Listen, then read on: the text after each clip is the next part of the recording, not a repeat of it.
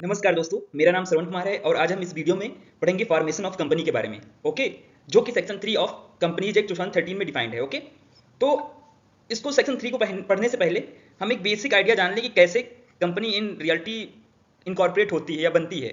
ठीक है, तो सबसे पहले क्या होता है कि कुछ इसके मेंबर्स आते हैं। फॉर एग्जाम्पल 7 मेंबर, 8 मेंबर, जो भी जितने मेंबर्स हैं वो मेंबर्स आते हैं और एक मेमोरेंडम ऑफ एसोसिएशन साइन करते हैं। ठीक है, और एक आर्टिकल ऑफ एसोसिएशन बनाया जाता है। तो मेमोरेंडम ऑफ एसोसिएशन क्या होता है कि उसमें सारे सब्सक्राइबर्स वगैरह का नाम लिखा जाता है और आर्टिकल ऑफ एसोसिएशन जो होता है उसमें रूल्स एंड रेगुलेशन लिखे जाते हैं कैसे कंपनी को चलाना है। ओके, तो ये दो चीजें तैयार होता है और जो नेसेसरी डॉक्यूमेंट्स होते हैं as per the companies act 2013 उसको ले जाके रजिस्ट्रार ऑफिस में इसको सबमिट करना होता है अलॉन्ग विद जो भी उनका प्रोसीजर या एप्लीकेशन फॉर्मेट होता है उसके साथ। ओके, इस तरीके से एक कंपनी का इनकॉर्पोरेशन होता है या फॉर्मेशन होता है और इस सेक्शन को हम पढ़ते हैं कि सेक्शन 3 ऑफ कंपनी एक्ट 2013 में क्या दिया है। Okay, so let's move ahead and see. Okay, so इसका जो सबसेक्शन 1 है, it state that a company may be formed for any lawful purpose. तो एक चीज ध्यान रखना कि कोई भी कंपनी किसी भी लॉफुल पर्पज के लिए ही केवल बन सकती है। ओके, तो देखते हैं कि क्लॉज ए क्या है। So clause A of subsection 1, 7 और मोर पर्संस, ठीक है, where the company to be formed is to be a public company. ठीक, तो जो क्लॉज ए है वो बताता है कि जब व्यक्तियों की संख्या जो कंपनी का फॉर्मेशन कर रहे हैं उनकी 7 हो या उससे ज्यादा हो, तो इस प्रकार की कंपनी जो फॉर्म होती है उसे हम क्या कहते हैं, पब्लिक कंपनी। ठीक है, तो ये होता है। ठीक, जैसे पब्लिक कंपनी के बारे में सुनते हैं तो उसके पीछे केवल लिमिटेड लगा होता है। ओके, और वहीं पर जो इसका क्लॉज बी है वो बताता है कि 2 और मोर पर्सन, 2 या 2 से अधिक व्यक्ति अगर जब मिलकर कोई कंपनी फॉर्म करते हैं तो जो कंपनी बनता है उसे हम प्राइवेट कंपनी कहते हैं और ऐसे कंपनी के पीछे प्राइवेट लिमिटेड लगा रहता है। ठीक है, जैसे पब्लिक कंपनी में क्या लिखा रहता है कि एक्स लिमिटेड, XYZ लिमिटेड, जो भी कंपनी, लेकिन इसमें जो होगा तो XYZ प्राइवेट लिमिटेड अगर प्राइवेट कंपनी होगा तो। ठीक है, तो ये डिफरेंस होता है प्राइवेट और पब्लिक में, और मेंबर्स वाला भी डिफरेंस होता है। ठीक, और जो सी जो इसका क्लॉज है सबसेक्शन 1 का, वह बताता है कि एक पर्सन की भी कंपनी हो सकती है। Okay, so 1 person fair the company to be formed is to be 1 person company. जब एक व्यक्ति से केवल कंपनी का फॉर्मेशन होता है तो उसे 1 पर्सन कंपनी कहते हैं। दैट इज टू से ए प्राइवेट कंपनी, लेकिन इसे भी एक प्राइवेट कंपनी ही माना जाता है। ओके, तो ये चीज था बेसिक चीज। सो ये चीज होता है बाय सब्सक्राइबिंग देयर नेम्स और his name to a memorandum and complying with the requirements of this act in respect of registration. तो एक चीज है, देखो, पहला है कि कोई भी कंपनी लॉफुल पर्पज के लिए फॉर्म हो सकती है, मे बी फॉर्म। ओके, और उसमें भी फॉर्म करने के लिए जब पब्लिक कंपनी फॉर्म होगी तो 7 या उससे अधिक, प्राइवेट कंपनी फॉर्म होगी तो 2 या 2 से अधिक, लेकिन 1 कंपनी वाला अगर कॉन्सेप्ट होगा तो वहां 1 पर्सन भी हो सकता है। ये जो तीनों प्रकार की कंपनी फॉर्म हो सकती है वह बाय सब्सक्राइबिंग देयर नेम और his name to a memorandum.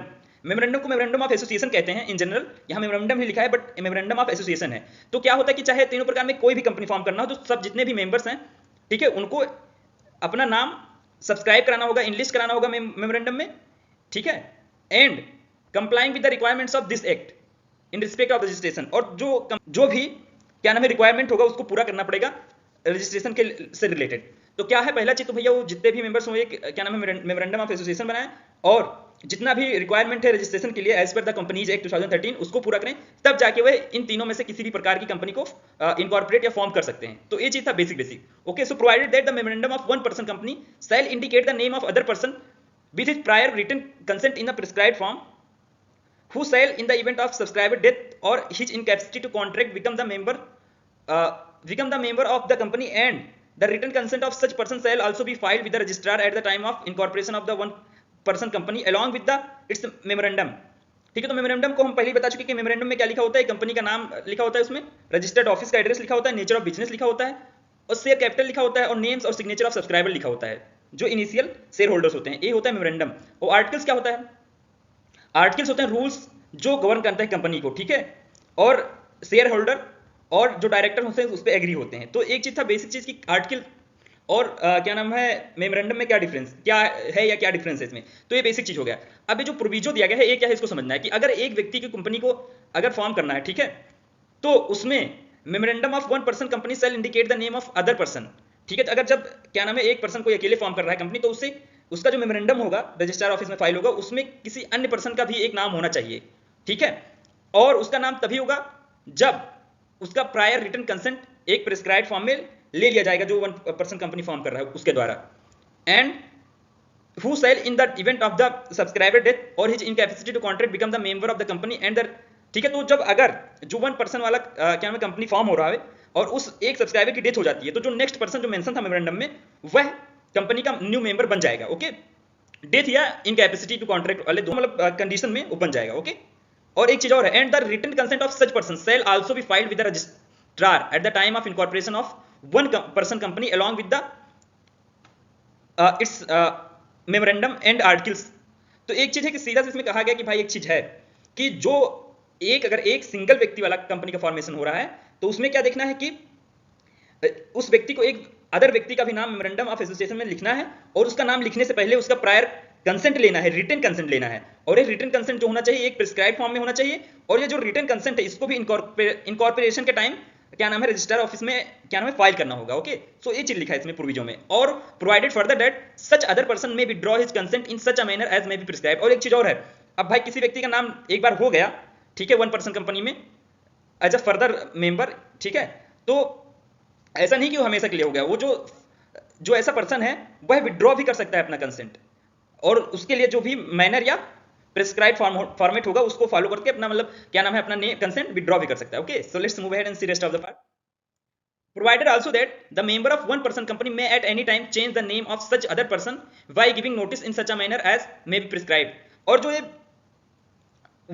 जो क्या नाम है मेंबर है वन पर्सन कंपनी का, वह किसी भी टाइम, ठीक है, नेम ऑफ अदर पर्सन, जो अदर पर्सन का नाम मतलब उसने मेंशन किया था उसको हटा भी सकता है, चेंज भी कर सकता है, और उसको एक प्रिस्क्राइब्ड वे में एक नोटिस देना पड़ेगा। Okay, provided also that it shall be the duty of the member of one person company to intimate the company of the company the change if any in the name of the other person nominated by him by indicating in the memorandum or otherwise within such time and in such manner as may be prescribed, and the company shall intimate the registrar any such change within such time and in such manner as prescribed। तो एक अगर वो other person को nominate करता है तो और उसे इंडिकेट करता है मेमोरेंडम में, ओके, तो एक स्टिपुलेटेड टाइम में एक मतलब एक रीजनेबल टाइम में कंपनी को उसको बताना होगा। ओके, और कंपनी भी इसको रजिस्ट्रार को इंटीमेट करेगी, ठीक, कि ऐसा ऐसा चेंज हुआ है, और यह जो चेंज होगा ये with in such time and such manner जैसा कि उसमें प्रिस्क्राइब होगा। ओके, ऐसे इस वे में होगा ये चीज। Provided also that any such change in the name of person shall not be deemed to be an alteration of the memorandum. और एक चीज और है कि जो ये नेम चेंज होगा अदर पर्सन का वन पर्सन कंपनी वाले कॉन्सेप्ट में, उसको हम लोग नहीं मानेंगे कि मेमोरेंडम ऑफ एसोसिएशन या मेमोरेंडम में कोई अल्टरेशन हुआ है। ओके, तो ये चीज भी है, इसको नोट करने लायक चीज है। अब देखते हैं सब सेक्शन 2 ऑफ सेक्शन 3। तो एक company formed under sub section 1 में भी आइदर, तो भाई देखो सब सेक्शन 1 में कितने प्रकार की कंपनी फॉर्म हो सकती थी, एक थी पब्लिक कंपनी 7 या 7 से अधिक, 2 या 2 से अधिक वाला private company, and one person company भी फॉर्म हो सकती है। तो जो तीनों प्रकार की जो कंपनी फॉर्म हुई है अंडर सब सेक्शन 1 वो किस प्रकार की हो सकती हैं, 3 प्रकार की हो सकती हैं जो कि सब सेक्शन 2 में डिफाइंड है। वो पहला हो सकता है कंपनी लिमिटेड बाय शेयर्स, और दूसरा हो सकता है company limited by guarantee, and तीसरा हो सकता है कंपनी अनलिमिटेड कंपनी होगा। ठीक है, तो 3 प्रकार की कंपनियां हो सकती हैं जो कि सब सेक्शन 1 में फॉर्म्ड हुई हैं। ओके, तो अब इसमें समझना है कि कंपनी लिमिटेड बाय शेयर क्या होता है। तो company limited by share means that the liability of share holders to the creditors of the company is limited to the capital originally invested. तो यह जो कंपनी लिमिटेड बाय शेयर है उसमें क्या है कि जो शेयर होल्डर्स हैं, ठीक है, कंपनी के, उनकी इतनी ही लायबिलिटी बनती है कि जो क्रेडिटर्स के द्वारा कंपनी में, ठीक है, कैपिटल ओरिजिनली इन्वेस्ट किया गया है उसी के लिए उनकी लायबिलिटी बनती है। इसका मतलब नॉमिनल वैल्यू ऑफ शेयर या any premium paid in return for the issue of shares by the company जो किया गया है उसी के लिए शेयर होल्डर्स की लायबिलिटी बनेगी। और example, most private and public are limited by shares and it's the most popular form of business in India. तो जो corporate company limited by shares वाला कांसेप्ट है, इस प्रकार की कंपनी मोस्टली इन प्रैक्टिस है जो कि इंडिया में बिजनेस किया जाता है उसमें। ओके, तो इसमें मोस्टली जो कंपनीज होती हैं इंडिया में वह कंपनी लिमिटेड बाय शेयर होती हैं। ठीक है, companies like Reliance, Infosys and Tata are the public companies limited by shares. ठीक है, तो ये चीज हुआ कि कंपनी लिमिटेड बाय शेयर क्या होता है। अब देखते हैं कि company limited by guarantee. So a company without any share holders but it is owned by members called guarantors who agree to pay a nominal amount in the event of company's being wound up. तो एक चीज होता है कि जो company limited by guarantee होता है इसमें कोई शेयर होल्डर्स नहीं होता है, लेकिन कुछ व्यक्ति होते हैं जिनको हम गारंटर्स कहते हैं, वह एग्री करते हैं कंपनी से पे करने के लिए एक मतलब कुछ नॉमिनल अमाउंट। ठीक है, जब कंपनी वाउंड अप होगी, ठीक है, उस टाइम अगर उसको कंपनी को कोई दिक्कत होता है जब वो वाउंड अप हो रही है, मतलब वो जब कंपनी को खत्म किया जा रहा है, ठीक है, वाउंड अप जो होता है final stage of the company का एंड अप होता है। ओके, तो उस टाइम क्या नाम है ये गारंटर्स लोग पेमेंट करते हैं, इसके लिए वो एग्री रहते हैं कंपनी के साथ, एग्रीमेंट के रखते हैं पहले से। तो इस प्रकार का जो कंपनी होता है उसे कंपनी लिमिटेड बाय गारंटी कहते हैं। ठीक है, the big 4 accountancy firms Deloitte, Ernst and Young, KPMG and Price Waterhouse Coopers are each organised using this structure. तो ये जो चार हमने बताए एग्जांपल्स, ये चारों एक कंपनी लिमिटेड बाय गारंटी हैं, ठीक है। अब जो तीसरा प्रकार है वो एक अनलिमिटेड कंपनी, ठीक है। अनलिमिटेड मतलब सीधा सा है भाई इसमें लायबिलिटी जो होगा शेयर होल्डर्स का वो अनलिमिटेड होगा, मतलब कोई भी ऐसा मतलब लिमिटेड नहीं होगा, ठीक। तो ये चीज हुआ इसमें। अब इसको और थोड़ा अच्छे से समझते हैं। हाइब्रिड कंपनी इनकॉर्पोरेटेड विद और without a share capital but where the legal liability of members और shareholders is not limited, और a company who shareholders will have to use their money और property to pay the company's debt if it fails financially. एक चीज है इसमें कि भाई इसमें क्या नाम है, अनलिमिटेड लायबिलिटी वाले कॉन्सेप्ट में इसमें क्या होता है कि अगर कंपनी के जो शेयर होल्डर्स हैं या मेंबर्स हैं, अगर कंपनी भाई लास्ट में अगर पे नहीं कर पाती डेट वगैरह, तो उस टाइम में जो क्या नाम है मेंबर्स हैं उनकी लायबिलिटी अनलिमिटेड होगी, मतलब उनको यहां तक अपना घर के सब कुछ बेच के भी पेमेंट करना पड़ सकता है। तो सबसे ज्यादा दिक्कत वाली जो कंपनी होती है अनलिमिटेड कंपनी होती है। तो इसमें जनरली सब लोग अपना मतलब इन्वेस्ट वगैरह करना नहीं चाहते। सबसे ज्यादा जो मोस्टली प्रैक्टिस्ड है वह है कंपनी लिमिटेड बाय शेयर्स, क्योंकि इसमें भाई जितना मतलब उन्होंने शेयर मतलब बहुत लिमिटेड टाइप का उनका लायबिलिटी होता है, तो इसलिए इसको मैक्सिमम लोग लाइक करते हैं। Okay, so let's move ahead and understand. उससे पहले हम बता देते हैं कि जो कुछ कंपनी लिमिटेड टाइप की हैं वो है जैसे कोबाल्ट इन्वेस्टमेंट्स कंपनी, एक एग्जांपल है इसके लिए। So let's move ahead and see rest of the part. अब सेक्शन 3 के साथ ही सेक्शन 3A अमेंडमेंट्स के बाद आया, इसको भी हम देख लेते हैं। इसमें क्या है कि members severally liable in certain cases. तो कुछ केस ऐसे हैं जहां पर मेंबर्स सेवरली लाइबल होते हैं, अलग अलग उनको इंडिविजुअल लेवल पर उनकी लाइबिलिटी रखी जाती है। If at any time the number of members of A company is reduced. अब देखो भाई कंपनी एक बार बन गई, कुछ लोग उसके मेंबर्स थे, लेकिन ऐसा होता है कि कुछ टाइम के बाद जो मेंबर्स हैं वो रिड्यूस हो जाते हैं। In the case of a public company below 7, तो अगर पब्लिक कंपनी है तो उसमें 7 से नीचे हो गए। In case of A private company below 2, ठीक है, और अगर प्राइवेट कंपनी है तो उसमें 2 से कम हो गए। And the company carries on business, और ऐसा होने के बाद भी जो कंपनी का बिजनेस है चलता रहा है फॉर मोर देन 6 मंथ, 6 महीने से ज्यादा, ठीक। While the number of members is so reduce, और जो 6 महीने से ज्यादा बिजनेस चला इस टाइम भी जो मेंबर्स थे वो कम ही थे। Okay, every person who is a member of company during the time that is so carries on business after those 6 month and is Cognizant मतलब of fact that it is carrying on business with less than 7 members or 2 members as the case may be shall be severally liable for the payment of the whole debt of the company contracted during that time and may be severally sued।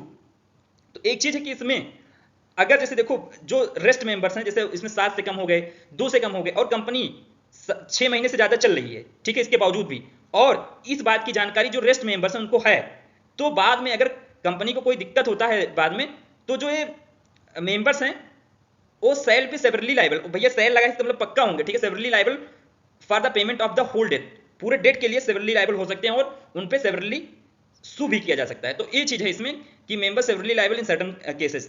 तो मुझे लगता है कि आपको section 3 and section 3A of companies act 2013 समझ में आ गया होगा, और आपने यहाँ तक वीडियो देखा तो मुझे लगता है कि आपको अच्छा ही लगा होगा। तो इसी के साथ मिलते हैं नेक्स्ट वीडियो में। तब तक के लिए bye and thanks for watching.